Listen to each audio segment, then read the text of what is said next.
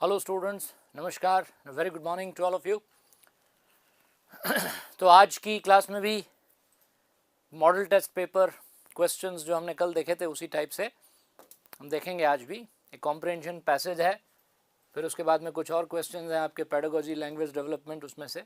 तो first of all let's read this passage को read करते हैं। There was a time in my life when beauty meant something special to me. Writer कह रहा है कि मेरे जीवन में एक समय था जब मेरे लिए ब्यूटी का एक अलग विशेष महत्व था। I guess that would have been when I was about 6 or 7 years old। Writer कहता है कि तब मेरी उम्र लगभग 6 या 7 साल रही होगी। जस्ट सेवरल वीक्स और may be a month before the orphanage turned me into an old man. ठीक है, मतलब ये बात जो है तब की है, कुछ सप्ताह पहले, जब उस ऑर्फनेज मतलब अनाथालय ने मुझे एक बूढ़े आदमी में बदल दिया। ठीक है, अब इसका जो रियल मीनिंग है, राइटर ने ऐसा क्यों कहा, वो जब हम आगे पढ़ेंगे तो क्लियर होगा। I would get up every morning at the orphanage, make my bed just like the little soldier and March two breakfast with the other 20 or 30 boys who also lived in my dormitory. Writer कह रहा है कि मैं रोज सुबह उठता था orphanage में, अनाथालय में, ठीक है, अपना बेड बनाता था एक सोल्जर की तरह, एक छोटे सिपाही की तरह, है ना, मार्च करता हुआ एक सोल्जर की तरह 20 और 30 दूसरे लड़के जो मेरे साथ उस डॉमेट्री में रहते थे, ठीक है, उनके साथ मार्च करता हुआ मैं ब्रेकफास्ट के लिए जाता था। After breakfast one Saturday morning I return to the dormitory and saw the house parent chasing the beautiful monarch butterflies that lived by the hundreds in the azalea bushes strewn around the orphanage। ठीक है, तो एक Saturday की बात है। Dormitory वो जगह होती है जहाँ मतलब सोने के लिए बहुत सारे बेड्स लगे होते हैं। तो ऑर्फनेज में डॉमेट्री मतलब कि एक तरह से रेस्ट रूम, ठीक है, जहाँ बहुत सारे बेड्स लगे हैं और बहुत सारे बच्चे जो हैं वहाँ एक साथ सोते हैं। तो राइटर कह रहा है कि एक सैटरडे की मॉर्निंग को जब मैं अपनी डॉमेट्री में वापस लौटा तो मैंने देखा कि हमारा जो हाउस पेरेंट था, ठीक है, वो वहाँ पे पास में ब्यूटीफुल मोनार्क बटरफ्लाइज पाई जाती थी सैकड़ों की तादाद में, झाड़ियों में, ठीक है, वो उनको चेस कर रहा था। I carefully watched as he caught these beautiful creatures one after the other। तो वो उन तितलियों को पकड़ रहा था एक एक करके और मैं बड़े ध्यान से उसको देख रहा था। And then took them from the net and then stuck straight pins through their heads and wings, pinning them onto a heavy cardboard sheet। ठीक है, बड़ी बेदर्दी से उसने क्या किया कि उनको एक मोटी कार्डबोर्ड शीट के ऊपर जो है वो पिन्स की मदद से जो है ना चिपकाने की, फिक्स करने की कोशिश की। ठीक है, उनके पंख, उनके सर, उसके ऊपर जो है ना पिन्स उसके अंदर घुसा करके वो कार्डबोर्ड की शीट पर उन बटरफ्लाइज को फिक्स कर रहा था। How cruel it was to kill something of such beauty. इतने सुंदर प्राणियों को इस तरह से मारना कैसी निर्दयता थी। I had walked many times out into the bushes all by myself just so the butterflies could land on my head, face and hands so I could look at them up close। तो writer कह रहा है कि मैं कई बार जो है झाड़ियों में बाहर जा चुका था अकेला, ताकि जो तितलियां हैं, बटरफ्लाइज हैं, वो मेरे सर पर, मेरे चेहरे पर, मेरे हाथों पर बैठ सकें और मैं उन्हें नज़दीक से देख सकूं। When the telephone rang, the house parent let the large cardboard paper down on the back cement step and went inside to answer the phone। तो इतने में क्या हुआ कि फ़ोन की रिंग बजी। फ़ोन की रिंग बजते ही वो जो हाउस पेरेंट था उसने क्या किया कि कार्डबोर्ड की शीट को वहीं रखा, ठीक है, और फोन अटेंड करने वहां चला गया। I walked up to the cardboard and looked at the one butterfly who he had just pin to the large paper. ठीक है, एक तितली जिसको उसने अभी अभी पिन किया था, ठीक है, मैंने उसको देखा। It was still moving about, so I reached down and touched it on the wing, causing one of the pins to fall out।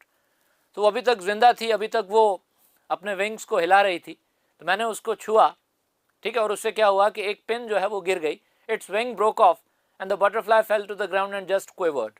उसका पंख टूट गया और वो तितली जमीन पर गिर गई और तड़पने लगी। I picked up the torn wing and the butterfly and I spat on its wing and tried to stick it back on so it could fly away and be free before the house parent came back। तो वो बच्चा था, छोटा था writer, उसको ज़्यादा समझ नहीं थी, तो उसने क्या किया कि उसके ऊपर अपना जो है ना वो उसके ऊपर अपना स्पिट लगा करके उसको चिपकाने की कोशिश की ताकि वो तितली उड़ जाए हाउस पेरेंट के आने से पहले, but it would not stay on him. पर वो पंख जो था, वो जो विंग था उस तितली का, वो चिपक नहीं रहा था। The next thing I knew, the house parent came walking back out of the back door by the garbage room and started yelling at me.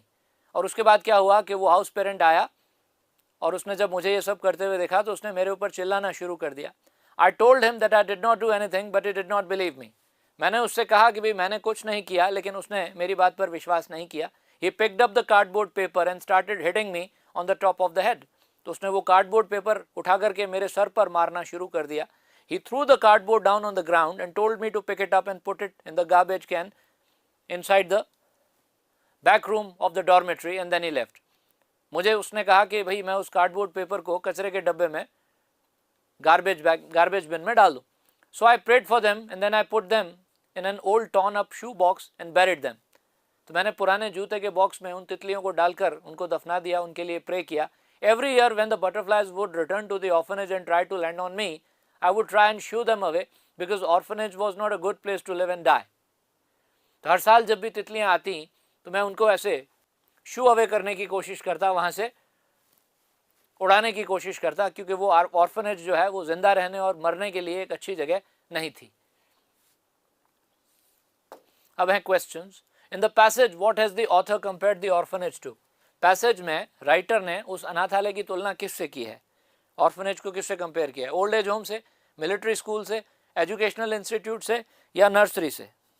किससे कंपेयर किया है?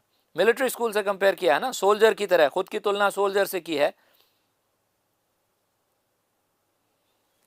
ठीक है, मार्च करते हुए वो ब्रेकफास्ट के लिए जाते थे, तो मतलब एक मिलिट्री स्कूल के जैसा माहौल उस ऑर्फनेज का था, तो उसने उसकी तुलना एक मिलिट्री स्कूल से की है। पैसेज को पढ़ने से ये पता चलता है। Next, why had the author walked into the bushes many times? तो लेखक ने ये क्यों कहा कि मैं कई बार जो है उन झाड़ियों में पहले जा चुका था? ताकि तितलियां उसके ऊपर बैठें, ताकि बटरफ्लाइज जो हैं वो उसके ऊपर बैठें, इसलिए। So that the butterflies could sit on his head, face and hands, so that he could save the butterflies, so that he could kill the butterflies, so that he could give the butterflies to the house parent. ये होगा option A. So that the butterflies could sit on his head, face and hands. Option A.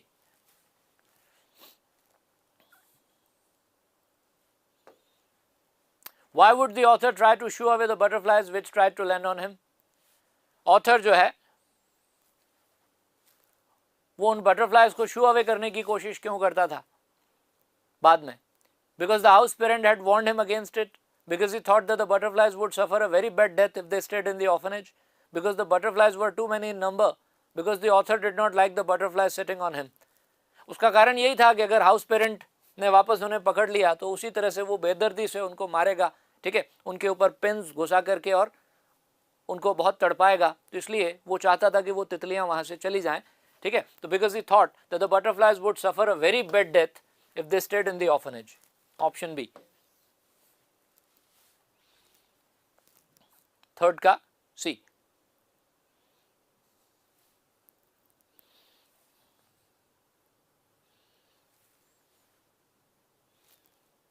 Next, which of the following words can be used to describe the author?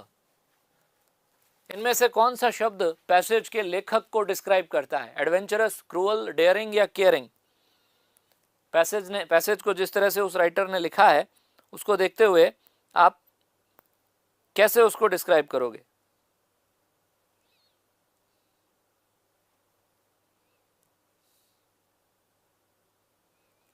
Caring था ना, उसको उन butterflies की चिंता थी। Caring means चिंता करने वाला। तो he was a caring boy, जिसको उन तितलियों की चिंता थी, फिक्र थी। तो हम कहेंगे कि पैसेज का जो ऑथर है, जो राइटर है, he was a caring person, वो एक केयरिंग पर्सन था। तो फोर्थ क्वेश्चन का डी आंसर होगा।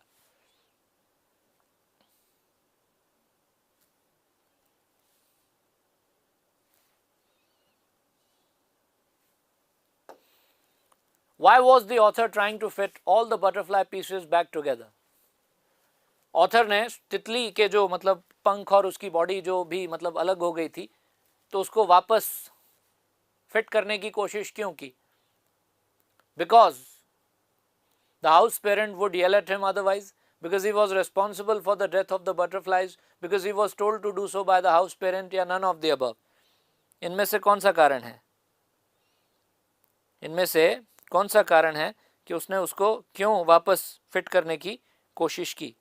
इनमें से कोई कारण नहीं है, वो ये चाहता था कि तितली वापस उड़ जाए, ठीक है ना?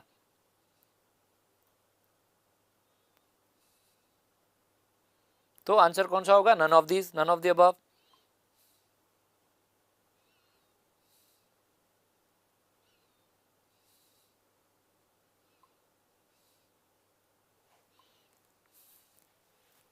डी ऑप्शन इसका आंसर हो जाएगा, option D. Next question, why did the butterfly's wing break off? उस तितली का पंख जो है वो क्यों टूट गया?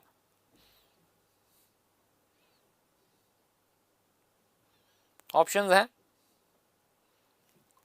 because one of its wings was still pinned to the cardboard and it tried to fly away, because the house parent had broken it, because the butterfly fell on the ground, because the author broke one wing.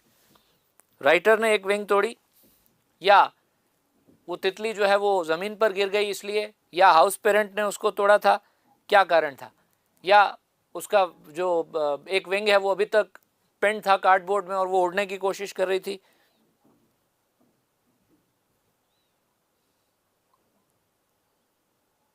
इनमें से क्या reason था?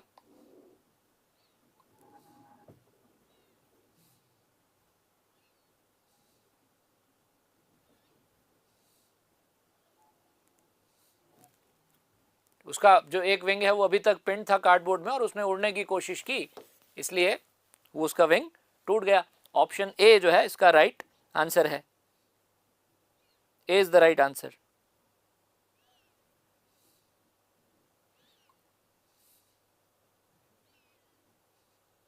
Next question लेते हैं इसके बाद में. अगला सवाल,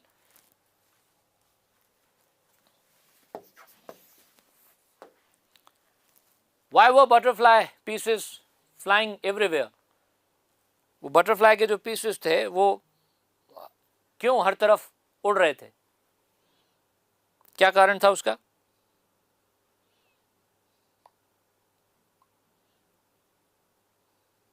ऑप्शंस देखें. because the house parent went to attend a phone call, because the author realized that the house parent was not doing the right thing, because the house parent did not pin the butterflies correctly, या none of the above.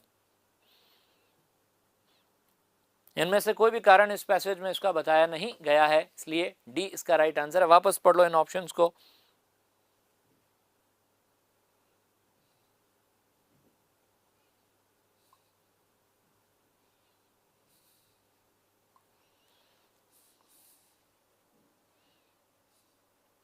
Next question, he picked up the cardboard paper and started hitting me on the top of the head. The underlined word in the above sentence is. Cardboard paper में ये जो cardboard underlined word है ये noun है, pronoun है, adverb है कि adjective है? कार्डबोर्ड जिस वर्ड को अंडरलाइन किया है ये क्या है? Is it a noun, is it a pronoun, is it an adverb और an adjective? Obviously it's a noun. Cardboard is a noun. किसी चीज का नाम बताने वाले शब्द को हम नाउन कहते हैं, तो कार्डबोर्ड जो है वो एक नाउन है. It's a noun.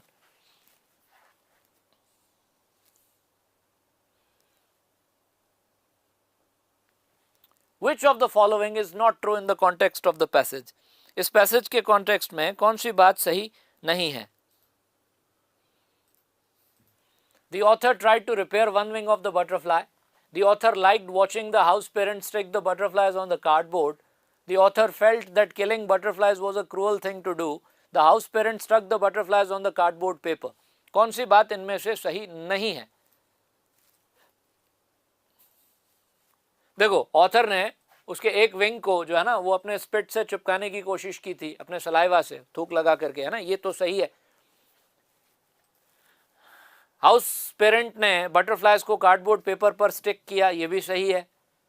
ऑथर को ये लगता था कि बटरफ्लाइज को इस तरह से मारना एक बड़ी मतलब क्रूअल चीज़ है, बड़ी निर्दयता की बात है, ये भी सही है.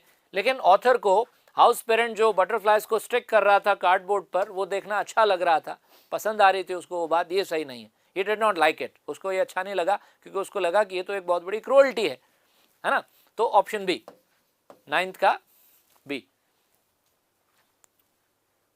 बी ऑप्शन में जो बात कही है वो पैसेज के कॉन्टेक्स्ट में ठीक नहीं है, सही नहीं है। Next, beauty in the third paragraph is pronoun, noun, gerund और अ प्रपोजिशन। ब्यूटी वर्ड जो थर्ड पैराग्राफ में यूज हुआ है वो क्या है? ब्यूटी वैसे भी नाउन है, ब्यूटी शब्द जो है वो कुछ और हो ही नहीं सकता, एब्स्ट्रैक्ट नाउन है, क्वालिटी का नाम है। ब्यूटीफुल एडजेक्टिव होता है, ब्यूटी नाउन होता है, ब्यूटीफाई वर्ब होती है। तो the word beauty is a noun, beauty शब्द एक नाउन है, संज्ञा है, it's a noun. Option B, the word beauty is nothing but a noun.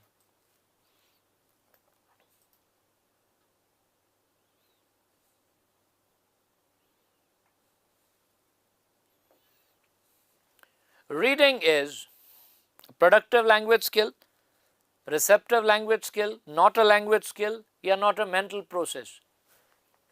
Reading कौन सी लैंग्वेज स्किल है? प्रोडक्टिव लैंग्वेज स्किल है, रिसेप्टिव लैंग्वेज स्किल है, लैंग्वेज स्किल है ही नहीं, या कोई मेंटल प्रोसेस नहीं है?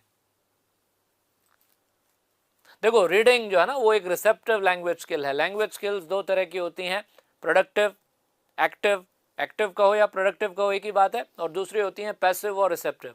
तो रीडिंग जो है वो एक रिसेप्टिव या पैसिव लैंग्वेज स्किल है। उसको पैसिव लैंग्वेज स्किल कहिए, उसको रिसेप्टिव लैंग्वेज स्किल भी कह सकते हैं। Option B, reading is a receptive language skill, it's a passive language skill।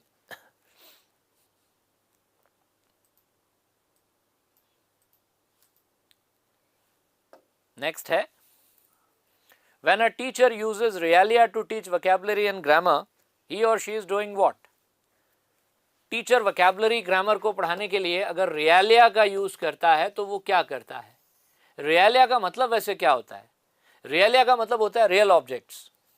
Class में पढ़ाने के लिए अगर आप रियल ऑब्जेक्ट्स यूज करते हो, जैसे बच्चों को आप है ना फलों के नाम सिखाना चाहते हो, फ्रूट्स के नाम, और फ्रूट्स के नाम सिखाने के लिए आप क्लास में बच्चों के लिए फल लेके चले जाते हो, एप्पल, मैंगो, ऑरेंज, बनाना, ग्रेप्स वगैरह फल दिखा करके उनको उनके नाम बताते हो, तो वो जो रियल ऑब्जेक्ट्स हैं उन्हें रियलिया कहा जाता है ना। तो रियल ऑब्जेक्ट्स जो टीचिंग के लिए क्लास में यूज किए जाते हैं उनको कहा जाता है रियलिया।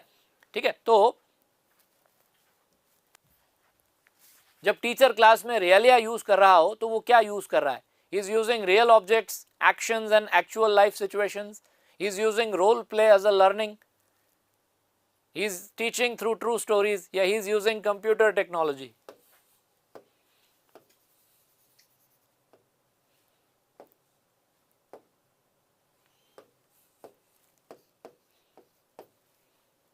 तो इसका आंसर होगा ए। टीचर जब रियलिया यूज करता है तो रियल ऑब्जेक्ट्स यूज करता है, एक्चुअल लाइफ की, रियल लाइफ की जो सिचुएशंस हैं और एक्शंस हैं उनको वो पढ़ाने के लिए यूज करता है। तो इसलिए ऑप्शन ए, रियलिया का मतलब ही रियल ऑब्जेक्ट से होता है। Use of realia means the use of real objects. Real objects का यूज करने को रियलिया यूज करना कहते हैं। Language evaluation must aim at. Language teaching के बाद इवैल्यूएशन जो होता है या टीचिंग के दौरान जो इवैल्यूएशन होता है उसका एम इनमें से क्या होना चाहिए? Assessing the learner's language proficiency, learner की लैंग्वेज में प्रोफिशिएंसी को असेस करना। Assessing the learner's ability to learn new language, learner की नई भाषा सीखने की जो एबिलिटी है उसको असेस करना। Assessing the achievement of the learner in terms of grades, learner का ग्रेड्स के टर्म्स में अचीवमेंट क्या है, मतलब वो कौन सा ग्रेड उसने हासिल किया, कौन सा ग्रेड लेके आया, इसको असेस करना। Assessing the learners knowledge of the rules of language, उसको उस लैंग्वेज के कितने रूल्स याद हैं उसका असेसमेंट करना। तो इनमें से इवैल्यूएशन का एम क्या होना चाहिए? लैंग्वेज इवैल्यूएशन का एम होना चाहिए उस लर्नर की लैंग्वेज की प्रोफिशिएंसी को असेस करना, कि वो जो लर्नर है वो उस लैंग्वेज में कितना प्रोफिशिएंट है, कितने मार्क्स लेके आता है ना, उसको ग्रामर के रूल्स कितने याद हैं, उसको कौन सा ग्रेड मिल गया है, ए बी सी डी कौन सा ग्रेड दिया उसको। ये चीज़ें लैंग्वेज इवैल्यूएशन के एम्स नहीं होते। लैंग्वेज इवैल्यूएशन का एम होना चाहिए कि लर्नर की लैंग्वेज की जो प्रोफिशिएंसी है उसको असेस करना। तो ऑप्शन ए इसका आंसर होगा।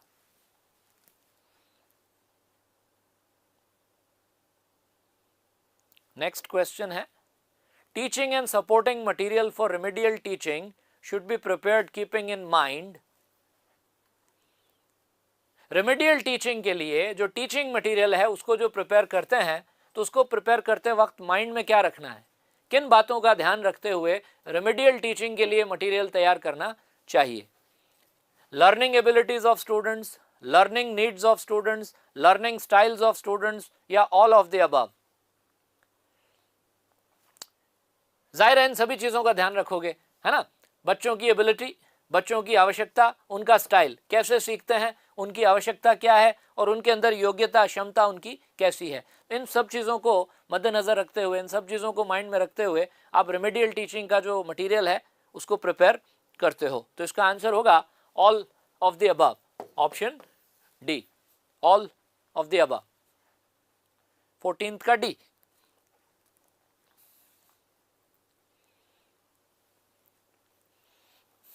नेक्स्ट क्वेश्चन है, as a facilitator of learning the teacher should do what. एक फैसिलिटेटर होने के नाते टीचर को क्या करना चाहिए. फैसिलिटेटर कौन होता है पहले तो ये पता हो. एक तो टीचर होता है ना. अब टीचर जो है वो क्लास में अलग अलग रोल प्ले कर सकता है ना. आप कौन सा मेथड यूज करते हो, कौन सी अप्रोच आप यूज करते हो पढ़ाने के लिए, है ना, उससे तय होता है कि आप एज अ टीचर क्या रोल प्ले करोगे. जैसे एक ग्रामर कम ट्रांसलेशन मेथड है, तो ग्रामर कम ट्रांसलेशन मेथड में जो टीचर है वो क्लास में एक अथॉरिटी की तरह रहता है. मतलब वो डिक्टेट करता है, वो कहता है, बच्चे वैसा करते हैं, वो होता है अथॉरिटी. कि भाई टीचर जो है वो क्लास में एक अथॉरिटी है. इसी तरह से ये जो कम्युनिकेटिव लैंग्वेज टीचिंग CLT जैसी जो मॉडर्न अप्रोचेज हैं उसमें टीचर की जो भूमिका है वो एक फैसिलिटेटर की भूमिका बताई गई है. फैसिलिटेटर कौन होता है, फैसिलिटी किसको कहते हैं, सुविधा. फैसिलिटेट करना मतलब सुविधा देना, फैसिलिटेटर सुविधा प्रदान करने वाला. तो फैसिलिटेटर वो होता है लैंग्वेज टीचिंग के कॉन्टेक्स्ट में.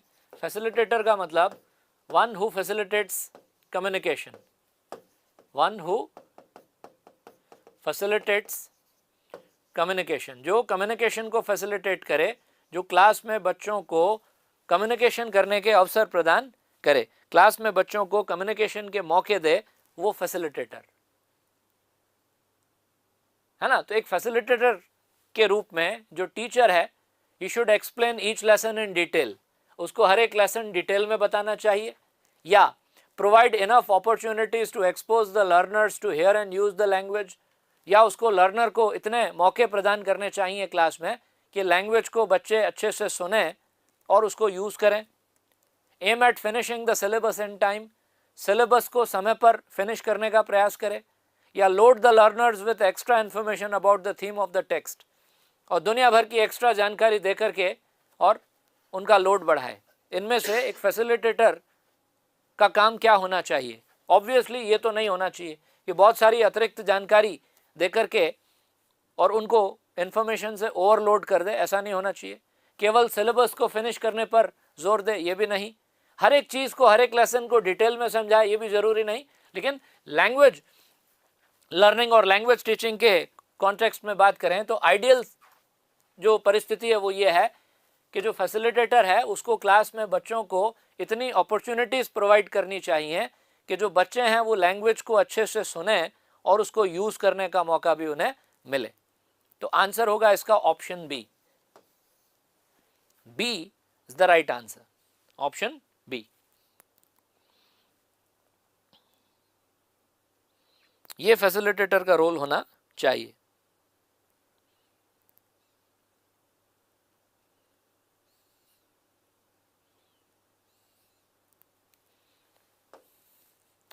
A good summative assessment should have which of the following qualities. एक अच्छे समेटिव असेसमेंट में इनमें से कौन सी क्वालिटी होनी चाहिए.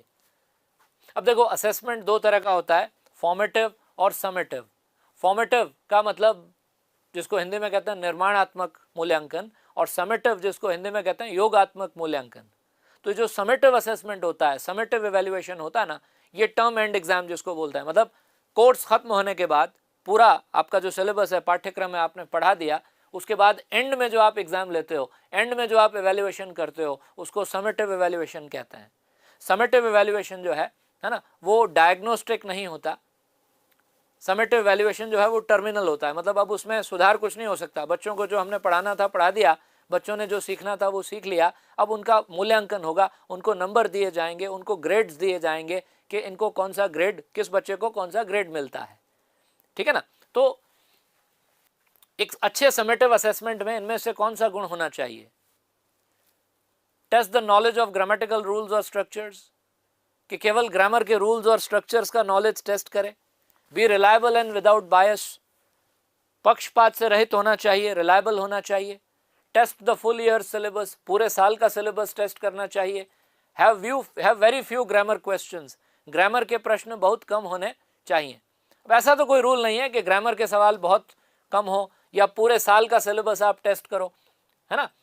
आप समेटिव वैल्यूएशन साल में 2 बार कर सकते हैं, ठीक है, उसमें 6-6 महीने में जितना आपने पढ़ाया वो आप सिलेबस में बच्चों को पढ़ने के लिए दे सकते हैं। तो समेटिव वैल्यूएशन में पूरे साल का पढ़ाया गया पाठ्यक्रम ही टेस्ट करना, ऐसा कोई रूल नहीं है। केवल ग्रामर के रूल्स और स्ट्रक्चर्स का नॉलेज टेस्ट करना, ये भी नहीं। लेकिन हाँ, ये जरूर है कि वैल्यूएशन समेटिव हो तो वो रिलायबल होना चाहिए और बिना बायस के होना चाहिए। बायस का मतलब होता है पक्षपात, पक्षपात रहित और रिलायबल, ये उसकी क्वालिटी होनी चाहिए। should be reliable and without bias, option B।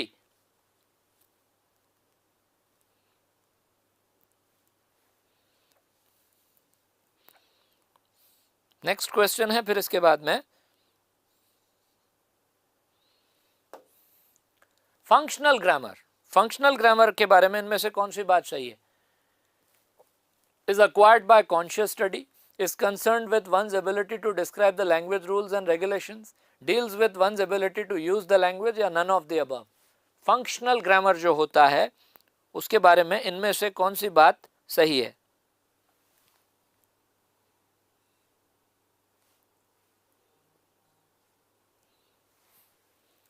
Conscious study से इसको अक्वायर किया जाता है, ये बात सही नहीं है। इसको अनकॉन्शियसली अक्वायर किया जाता है।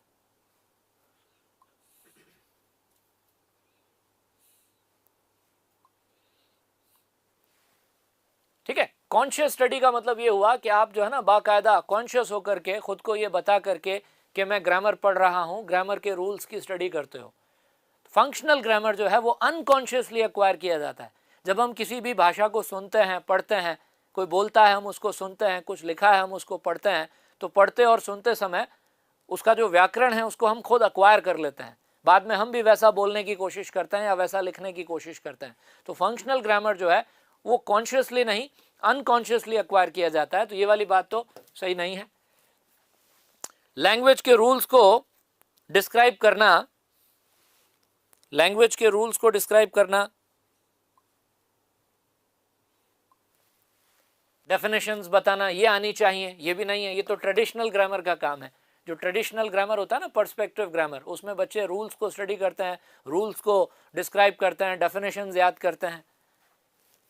Functional grammar deals with one's ability to use the language. Functional grammar जो है आपकी लैंग्वेज को यूज करने की एबिलिटी के साथ डील करता है। मतलब आप जितना फंक्शनल ग्रामर एक्वायर करेंगे उतना आपकी वो जो लैंग्वेज की यूज करने की एबिलिटी है, हाँ, वो डेवलप होगी। तो इसको अनकॉन्शियसली एक्वायर करते हैं और ये आपकी लैंग्वेज को यूज करने की एबिलिटी के साथ डील करता है। ऑप्शन सी।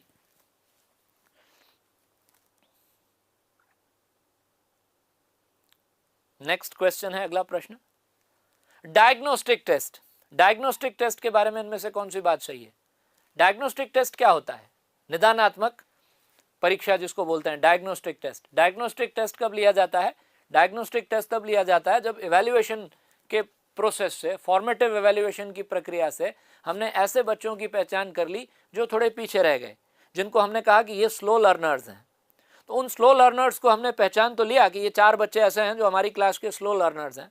अब उन बच्चों की हमें रेमेडियल टीचिंग करनी है। तो रेमेडियल टीचिंग करने से पहले उनका एक खास तरह का टेस्ट लिया जाता है जिसको डायग्नोस्टिक टेस्ट कहते हैं। उस टेस्ट के क्वेश्चन कुछ ऐसे होते हैं कि बच्चा जब उस टेस्ट को करेगा तो हम जब उसको चेक करेंगे तो हमें पता चल जाएगा कि इस बच्चे की प्रॉब्लम क्या है और उसको वो प्रॉब्लम क्यों है। उसकी प्रॉब्लम को पहचान लेंगे और उसके प्रॉब्लम के पीछे का जो कॉज है उसको भी हम आइडेंटिफाई कर लेंगे। तो इसके लिए डायग्नोस्टिक टेस्ट होता है। तो diagnostic test identifies slow learners, identifies the pupils who misbehave in class, देखो स्लो लर्नर को आइडेंटिफाई नहीं करता ये, स्लो लर्नर को तो हमने पहले ही आइडेंटिफाई कर लिया। फॉर्मेटिव इवैल्यूएशन जो है ना उसका काम होता है स्लो लर्नर्स को आइडेंटिफाई करना। तो फॉर्मेटिव इवैल्यूएशन करके आपने स्लो लर्नर्स को तो पहले से ही आइडेंटिफाई कर लिया, ठीक है। वो बच्चे जिनको मिसबिहेव, जो क्लास में बदतमीजी करते हैं, उनको आइडेंटिफाई करता है डायग्नोस्टिक टेस्ट, नहीं।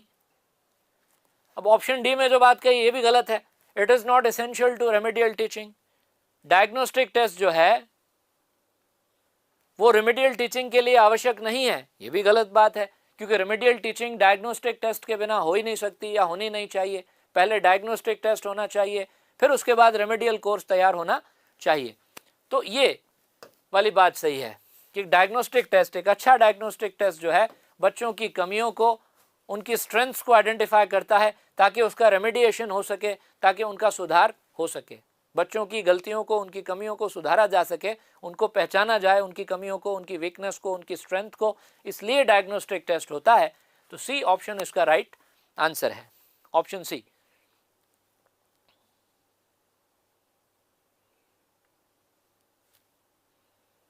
Next, an effective language teacher, एक अच्छा लैंग्वेज टीचर जो है वो इनमें से क्या काम करता है? Will use the textbook as well as other material as resources.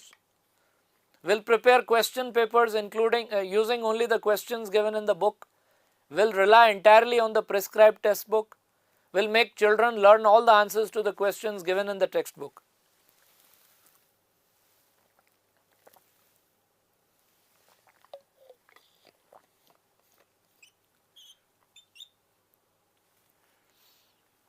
इनमें से एक अच्छे इफेक्टिव लैंग्वेज टीचर की विशेषता क्या होगी? केवल किताब के सहारे वो पेपर तैयार करेगा, ये तो बात नहीं जमती। केवल किताब पर रिलाय करेगा, किताब में जो दे रखा है मैं तो वही पढ़ाऊंगा, है ना। हालांकि किताब में से पढ़ाना है, किताब के आधार पर ही जो है वो मतलब क्वेश्चन बनेंगे, वो एक अलग बात है। लेकिन टीचर को जो है वो बच्चों को कुछ और बातें भी बतानी चाहिए जो किताब में ना दे रखी हो, है ना। पूरी तरह से किताब के ऊपर डिपेंडेंट होकर पढ़ाए, वो एक इफेक्टिव टीचर नहीं हुआ। केवल किताब में दिए गए प्रश्न और उनके उत्तर बच्चों को याद करवा दे, नहीं, ये होगा। एक इफेक्टिव टीचर टेक्स्ट बुक के अलावा दूसरे मटेरियल्स को भी रिसोर्स की तरह यूज करेगा। एक इफेक्टिव टीचर वो होगा जो टेक्स्ट बुक को तो एक रिसोर्स की तरह खैर यूज करेगा ही, लेकिन टेक्स्ट बुक के अलावा दूसरे मटेरियल्स को भी वो एक रिसोर्स की तरह यूज करेगा। Will use the textbook as well as other materials as resources. Option A, 19th का A.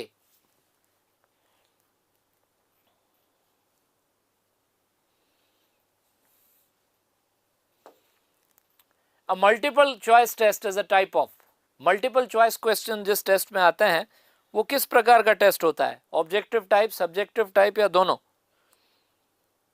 MCQs जो होते हैं, मल्टीपल चॉइस क्वेश्चंस जो होते हैं, ठीक है, वो वाला जो टेस्ट होता है वो इनमें से किस में आएगा? Obviously objective type test.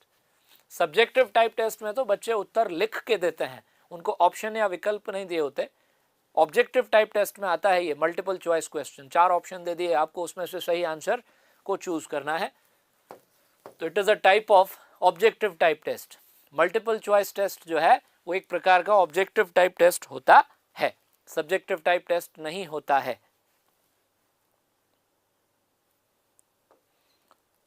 A communication disorder that causes excessive wordiness and repetitiveness is called dyslalia, dyslexia, dysphonia या logoria। एक ऐसा कम्युनिकेशन डिसऑर्डर जिसमें व्यक्ति जो है वो एक बार जब बोलना शुरू करता है तो लगातार बोलता रहता है, चुप नहीं होता, है ना, बहुत ज़्यादा बोलता है, उन्हीं शब्दों को बार बार दोहराता रहता है। ये एक लैंग्वेज डिसऑर्डर है जिसमें बोलने वाला व्यक्ति एक ही वर्ड को बार बार रिपीट करेगा और एक बार बोलना शुरू हो जाएगा तो चुप ही नहीं होगा, है ना। ये एक तो होती है आदत किसी की बहुत ज़्यादा बोलने की, वो एक अलग चीज़ है। किसी इंसान की ऐसी आदत है तो दैट्स अ डिफरेंट थिंग। लेकिन अगर ये एक लैंग्वेज डिसऑर्डर है तो इस डिसऑर्डर को इनमें से क्या कहते हैं? डिस्लैलिया, डिसलेक्सिया, डिस्फोनिया या लोगोरिया? इसको लोगोरिया कहते हैं। क्या कहते हैं? Logorrhoea, LOGORRHEA। लोगोरिया एक ऐसा लैंग्वेज डिसऑर्डर है जिसमें एक्सेसिव वर्डिनेस होती है, बहुत ज़्यादा व्यक्ति जो है बोलता है और उन्हीं बातों को, उन्हीं शब्दों को बार बार रिपीट करता है, लोगोरिया। डिसलेक्सिया जो है वो एक रीडिंग डिसऑर्डर है जिसमें बच्चे को पढ़ने में दिक्कत आती है, ठीक है। डिस्फोनिया जो है उसका संबंध सुनने से है, ठीक है। और लोगोरिया जो है वो इस डिसऑर्डर का नाम है जिसे क्वेश्चन में पूछा गया है। Remedial teaching is done. Remedial teaching कब की जाती है? Before diagnostic test, after diagnostic test, before formative assessment. Diagnostic test के पहले, डायग्नोस्टिक टेस्ट के बाद, फॉर्मेटिव असेसमेंट से पहले या समेटिव असेसमेंट से पहले।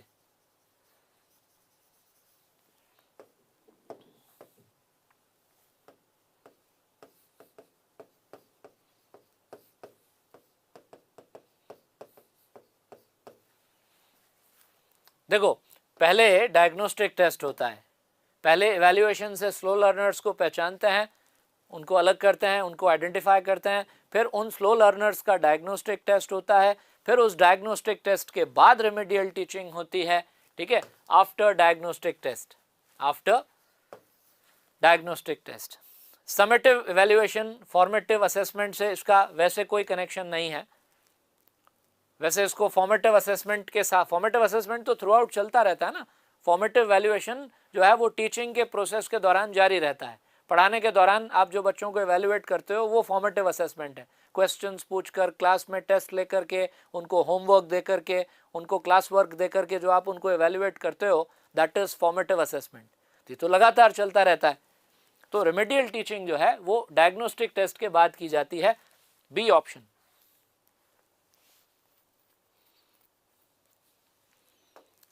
Next, Which of the following statements is true with respect to remedial teaching? इनमें से कौन सी बात remedial teaching के बारे में सही है?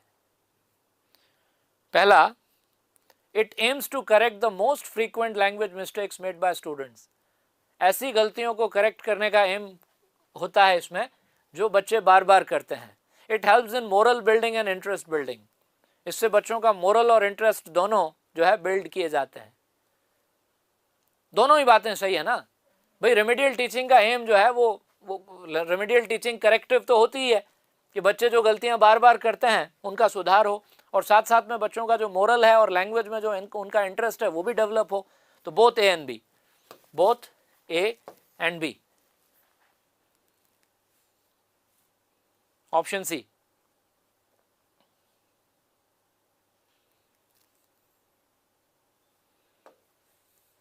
The aim of remedial teaching program is to provide. Remedial teaching program का इनमें से क्या एम होता है? To provide learning support to pupils who lag far behind their counterparts in school performance. To provide systematic training to develop pupils' generic skills. Only A, only B, all of these, none of these.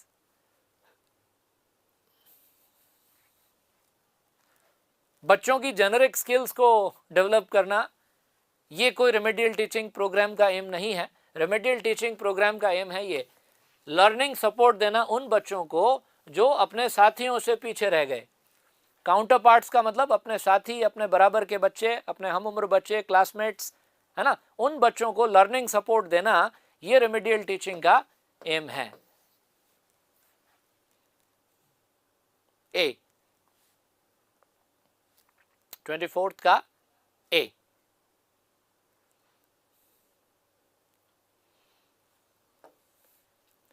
Formative evaluation takes place during instruction, takes place after instruction, is conclusive in nature. Instruction माने teaching, instruction means teaching।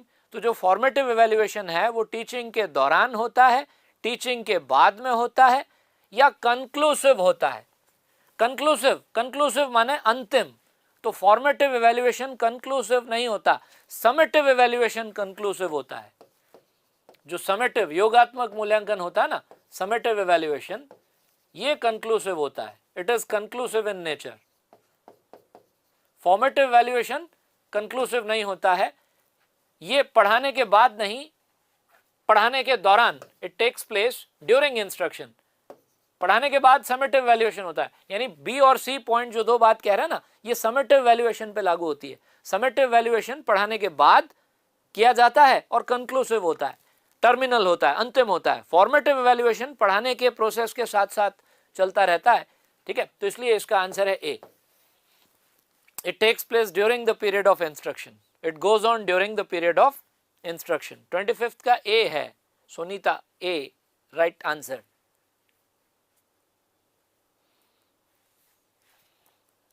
तो कई बार ये पिछले दिनों में इन चीज़ों पे बात हो चुकी है ना, formative valuation, summative valuation, remedial teaching, इस पर बहुत बातचीत हम कर चुके हैं। तो उन सारे क्वेश्चंस को अगर आप ध्यान में रखोगे तो एक बहुत अच्छी क्लियर पिक्चर जो है आपको वो दिखेगी, ठीक है।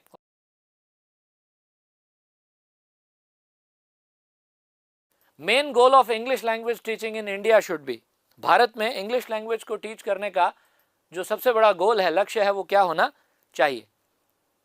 To enable learners to use English communicatively, to enable learners to use English occasionally, to train the memory of the learners, to enable learners to face job interviews. इनमें से भारत में इंग्लिश लैंग्वेज को टीच करने का गोल क्या होना चाहिए? बच्चों को इस लायक बनाना कि वो जॉब इंटरव्यूज फेस कर सकें? नहीं। उनकी याददाश्त, मेमोरी को ट्रेन करना? नहीं। कभी कभार वो इंग्लिश यूज कर सकें, इस लायक बनाना उन्हें? ये भी नहीं। बल्कि बच्चों को इस लायक बनाना कि वो इंग्लिश को कम्युनिकेशन के लिए एक भाषा की तरह यूज कर सकें। To enable students to use English communicatively, option A. वैसे भी लैंग्वेज का एम कम्युनिकेशन होता है, लैंग्वेज कम्युनिकेशन के एम से सीखी और सिखाई जाती है। तो बच्चे इस लायक बन जाएं कि इंग्लिश लैंग्वेज को कम्युनिकेटिवली यूज कर सकें। ये जो है इंडिया में, भारत में या कहीं भी दुनिया में चले जाओ, सिर्फ इंडिया में ही क्यों, ये इंग्लिश लैंग्वेज की टीचिंग का एम होना चाहिए। Selection of language items for teaching should be based on, एक प्रिंसिपल है ना, सिलेक्शन एंड ग्रेडेशन। सिलेक्शन और ग्रेडेशन का सिद्धांत ये कहता है कि लैंग्वेज आइटम्स को पढ़ाने से पहले उनका सिलेक्शन किया जाए, उनको ग्रेड किया जाए। बहुत सारी चीज़ें हैं पढ़ाने को, तो हमें बच्चों को उनमें से क्या टीच करना है, तो पहले हम अपना सिलेक्शन करेंगे, फिर सिलेक्ट की हुई चीज़ों को ग्रेड करके फिर बच्चों को पढ़ाएंगे। तो सिलेक्शन किस आधार पे होना चाहिए? टीचेबिलिटी, यूजफुलनेस, प्रोडक्टिविटी, उपयोगिता के आधार पर कि जो चीज़ आप पढ़ा रहे हो वो बच्चों के लिए उपयोगी हो। प्रोडक्टिविटी के आधार पर, है ना। प्रोडक्टिविटी मतलब एक चीज़ बच्चों को कई चीज़ सिखाए, एक ऐसी चीज़ हम बच्चों के सामने लेके जाएं, एक ऐसा वर्ड हम बच्चों के सामने लेके जाएं कि उस एक वर्ड से बच्चों को कई नए वर्ड सीखने को मिल सकें। एक ऐसा सेंटेंस, एक ऐसा स्ट्रक्चर हम बच्चों को टीच करें कि उस एक स्ट्रक्चर से बच्चा वैसे कई सेंटेंस बना ले। तो प्रोडक्टिविटी भी सिलेक्शन का एक आधार होना चाहिए। और टीचेबिलिटी भी, मतलब वो चीज़ जो आप टीच कर रहे हो वो क्लास में पढ़ाई जाने लायक होनी चाहिए कि उसको क्लास में, उस बच्चे को, उस क्लास को, उस स्टैंडर्ड को पढ़ाया जा सके। तो तीनों ही आधार हैं ये, टीचेबिलिटी, यूजफुलनेस, प्रोडक्टिविटी। तो 27th का आंसर है डी। लैंग्वेज आइटम्स का सिलेक्शन इन तीनों बेसिस पर किया जाना चाहिए।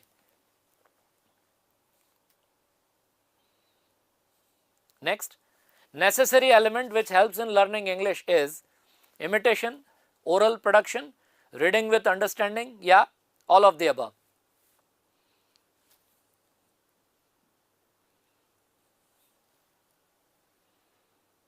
इनमें से कौन सा एलिमेंट है जो बच्चों को इंग्लिश सीखने में मदद करता है? Imitation, oral production, reading with understanding.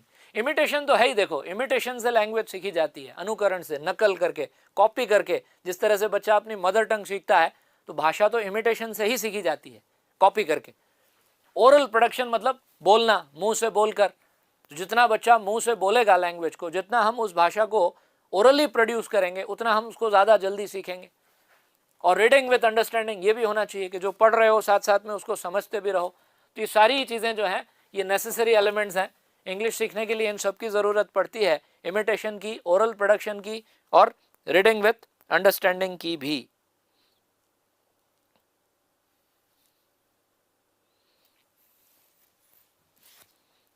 Next, dyslexia also known as reading disorder. ये क्वेश्चन थोड़ा सा इसको अपन स्किप करते हैं, ठीक है।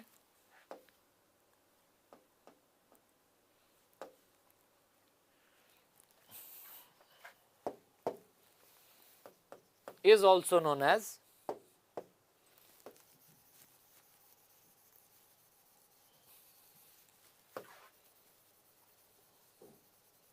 ये है क्वेश्चन कि डिस्लेक्सिया को और क्या कहा जाता है। तो डिस्लेक्सिया स्लीपिंग डिसऑर्डर है, मेंटल डिसऑर्डर है, रीडिंग डिसऑर्डर है। डिस्लेक्सिया जो है इट्स अ रीडिंग डिसऑर्डर, एक रीडिंग डिसऑर्डर है जिसमें बच्चों को पढ़ने में दिक्कत आती है। बच्चा लेटर्स को जो है ना वो ठीक से रिकग्नाइज नहीं कर पाता, उसको बी और डी में अंतर समझ में नहीं आता।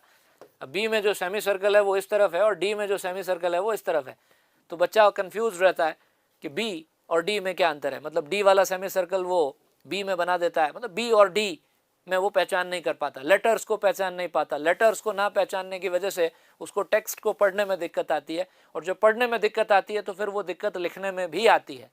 तो डिस्लेक्सिया जो है एक रीडिंग डिसऑर्डर है, इट्स अ रीडिंग डिसऑर्डर। तो ये हमारे आज के क्वेश्चंस थे। इसके बाद में ये आपको, जैसे मैंने पहले एक बार बताया था कि जो क्वेश्चंस आपके हैं जिनको लेकर के आपको कोई डाउट है तो आप इस व्हाट्सएप नंबर पर भेज सकते हो, ठीक है। उसके आंसर्स और उससे रिलेटेड जो भी आपका डाउट है उसको दूर करने की कोशिश बिल्कुल की जाएगी, ठीक है। तो इन क्वेश्चंस को देखिएगा दोबारा। बेस्ट विशेस आप सबको हमारी तरफ से। Thank you, all the best, have a nice day.